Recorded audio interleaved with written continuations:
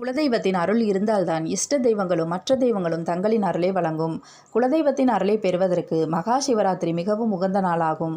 மகா சிவராத்திரி அன்று ஒரு குறிப்பிட்ட பொருளை வாங்கி கோவிலுக்கு தானமாக கொடுப்பதால் உங்கள் குடும்பத்தில் உள்ள அனைத்து பிரச்சனைகளும் நீங்கி வாழ்வில் மகிழ்ச்சிகரமான விஷயங்கள் நடக்க துவங்கும். அந்த வகையில் முதல் பொருளாக வெல்லத்தை வாங்கி கொடுக்க வேண்டும். குலதெய்வத்திற்கு வெல்லம் வாங்கி கொடுப்பதால் உங்கள் வீட்டில் உள்ள தடைகள், பிரச்சனைகள் அனைத்தும் நீங்கி மங்கள காரியங்கள் நடக்கும். இனிமையான நிகழ்வுகளாக நடக்க துவங்கும். குலதெய்வம் கோவிலில் குளம் இருந்தால் ஒரு கைப்பிடி அளவு வெல்லத்தை அந்த குளத்தில் கரைத்துவிட்டு வாருங்கள். இதனால் உங்களின் பிரச்சனைகளும் வெல்லத்தை போல கரைந்து போய்விடும். இரண்டாவதாக ஒரு கைப்பிடி அளவிற்கு பேரிச்சம்பழம் வாங்கி கொடுக்க வேண்டும்.